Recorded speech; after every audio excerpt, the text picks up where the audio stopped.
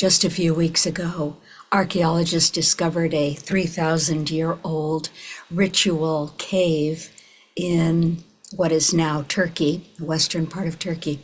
The temple cave has rock-cut statues, cut into the rock, of what was then the Phrygian people's goddess, Matar Kubilea, which means mother of the sacred mountain.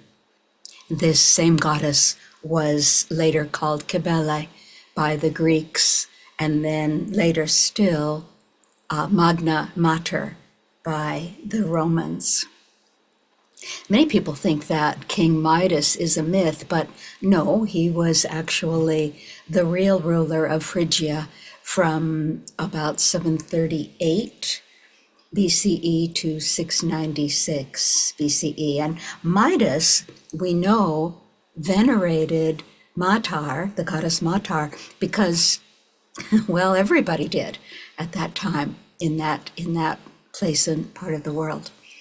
Greek historians described the Phrygians as fabulously wealthy, a very wealthy culture, productive, and they referred to the Phrygians as a land of wild, ecstatic piety. I love that, wild, ecstatic piety. The priestesses in that cave were women of wild, ecstatic piety. And that actually perfectly describes us women today. Wild in the sense of untamed, unconquered, undomesticated. We are the spiritual granddaughters of these priestesses. We are those same women, women of wild, ecstatic piety. Well, the Phrygians lived long ago, long before the terrible burning times we speak of each year at this time of Hallows.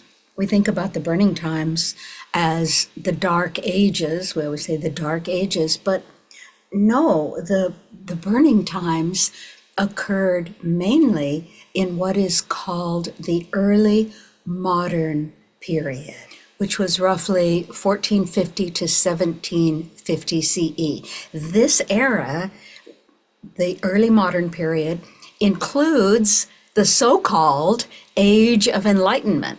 That's when the witch trials, with their tortures and their execution by men of innocent women and their cats, that's when that whole horror peaked. The burning times were in the middle of the Age of Enlightenment, as men call it. We have a sad similarity with our Phrygian grandmothers, for they also suffered their own burning times. The great archaeologist Maria Gimbutas taught us of the nomadic, male-centric warrior cultures from the steppes and how they destroyed goddess cultures. And the Phrygian priestesses and their goddess-loving king, Midas, and all the people of that land of wild, ecstatic piety, they were killed by the descendants of these same men, bringing the same fiery, bloody violence. The bodies of the innocent Phrygian priestesses burned, yes, but not their adamantine selves. The bodies of the innocent herbalists and midwives of the burning times burned, yes, but not their adamantine selves. The bodies of we women today are still killed by men, but not our adamantine selves.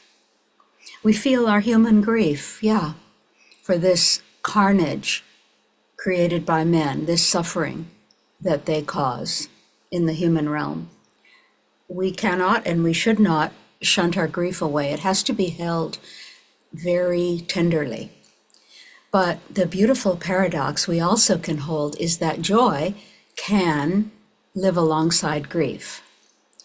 2,500 years ago, the Bhagavad Gita reminded us of our adamantine selves. And it said, it teaches, adamantine, from the word meaning unbreakable, indestructible, diamond hard, adamant from diamond, forever adamantine. The ancient teaching says, inside our deepest selves is the secret place where weapons cannot cut us, water cannot wet us, wind cannot dry us, and fire cannot burn us. So let us connect our hearts to the women who suffered the burning times.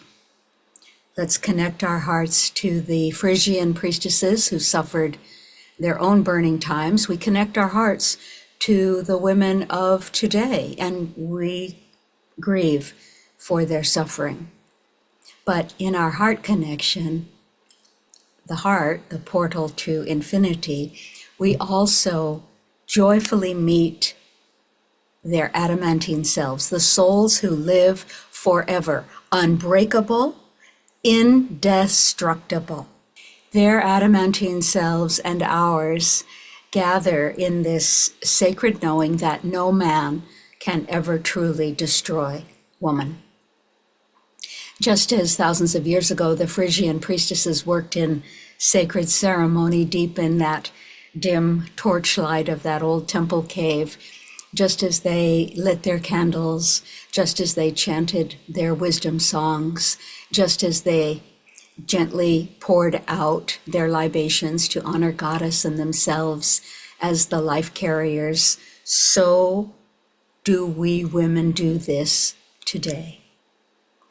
At this season of Hallows, we know there is no death, only the lightest of veils we may easily draw aside to see everything.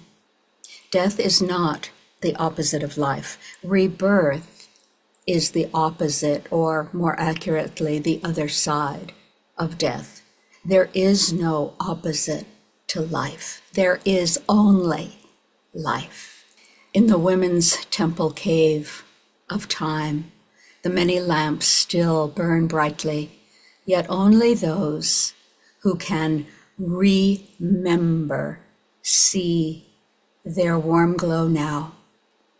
Hands thought to be dust long before our own names were spoken still lift the same well-worn bowl to Mother, still say the name of she of the sacred mountain, Matar, Kubilea, Kibele, Magna Mater.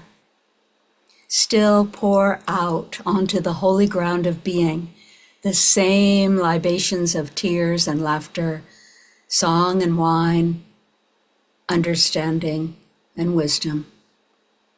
The earthen floor still trembles, well trodden by light sandaled feet, dancing that ancient, wild, ecstatic piety, the wildness of the undomesticated, the unconquered, the untamed, the good power pulsing red beneath our own living skin still.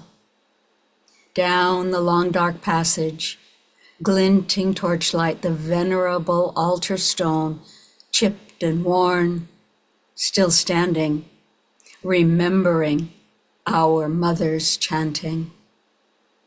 While now the busy men of books dig around in the dust, wondering to each other, mystified, as we women smile, the rocks still rippling with our old songs of life. They seek answers to the mysteries. We are the mystery. Sisters, when we circle, the centuries fall away like gossamer veils. Our old priestesses are here. Their breath in our breath, their vow in our vow. The patera passes to us, their promise, ours now. The promises we ourselves made then. Our thread of red has never been broken. Hidden, yes, under centuries of the dust of men's mistakes, their awkward envy, their pitiful presumption, the taking for granted of woman's goodness, of the blessings showered upon them epoch after long epoch. No matter men's willful denial of their own provenance, the error, the ingratitude, the disastrous result. But we are women, we are adamantine, imperishable as spirit, unbreakable as truth, invincible as goddess, eternal as diamonds. The Bhagavad Gita declared it. At our adamantine center, weapons cannot cut us, water cannot wet us, wind cannot dry us, and no fire can burn us. Holding the paradox now, to grieve the sacred suffering of our sisters, whose bones, yes, lie broken and charred deep in our mother from those times of burning. Yet knowing the final truth that each woman who has ever lived and died remains at center, adamantine, beyond harm, beyond fire, beyond the reach of men, always beyond the reach of men, as are we at center now, adamantine. Smiling, we bend down to the thread of red, brushing the dust off. Laughing, we lift it high together, bright and red, clean and strong, once again, passing each moment through our women's hearts, binding in love the living and the beloved dead. Filling the patera once again, we, the diamond mothers of time, we, the joyous ones fire cannot burn, we, the adamantine, we carry out our promise to life, to bring forth and nourish all in one endless, sacred pour. Blessed be.